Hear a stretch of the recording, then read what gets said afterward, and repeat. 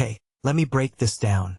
Imagine I told you the US economy added 83,000 jobs last month. Your first thought? That's not a lot, right? But here's what's wild. Economists are calling this a modest pickup. Wait, compared to what? June had just 57,000 jobs added, and we're celebrating a 40% increase? This is where I get frustrated. Numbers like these aren't just statistics. They're a window into how the entire economy is really functioning, or failing to function. So let's dig deeper, because the real story here isn't just about job numbers. It's about why those numbers feel so hollow when you actually look at them. First, let's talk about the elephant in the room: wages. They're stagnant.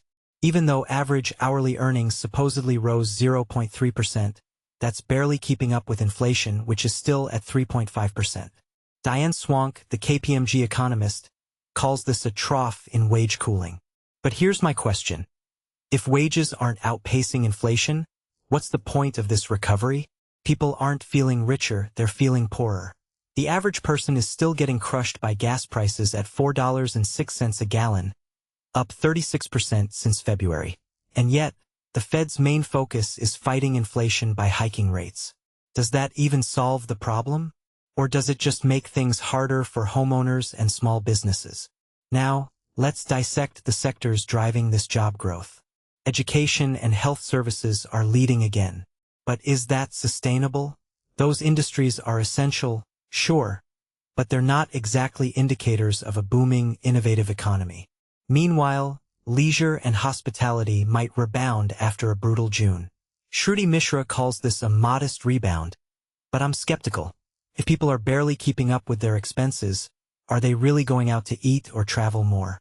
Maybe the hiring in temporary help services and professional sectors like accounting and law is a better sign. That could mean businesses are cautiously optimistic. But let's not get ahead of ourselves. The manufacturing sector added just 18,000 jobs in 2026 after losing 300,000 in recent years. That's a tiny step forward, but hardly a revolution. Here's where things get even murkier. The Trump administration's new tariffs on 60 countries. 25 states are suing to stop them, calling them a pretext for old policies. But PNC's Gus Fauché thinks tariffs and AI demand could boost manufacturing. Wait, is this a genuine recovery? Or just a temporary blip caused by political chaos? And what about the Middle East conflict? Energy prices are still high because of it, which directly fuels inflation.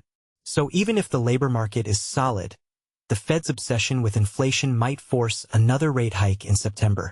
But higher rates won't fix supply chain issues or geopolitical tensions. They'll just make mortgages and loans more expensive. It's a band-aid solution that ignores the deeper wounds. Let's zoom out. The Vanguard economist predicting just 18,000 jobs, based on 401k data, is a red flag. If their scaled-down 9,000 jobs estimate is accurate, the entire narrative of a healthy labor market collapses. This isn't just about numbers. It's about perception. The media wants you to see progress, but the reality is a patchwork of contradictions. Modest hiring in some sectors, wage stagnation, inflation eating away at gains, and a Fed stuck in a loop of reacting instead of solving. What's the bigger picture here? We're in a holding pattern. Not a recession, but not a recovery either. Just treading water while the waves get rougher. So here's my take.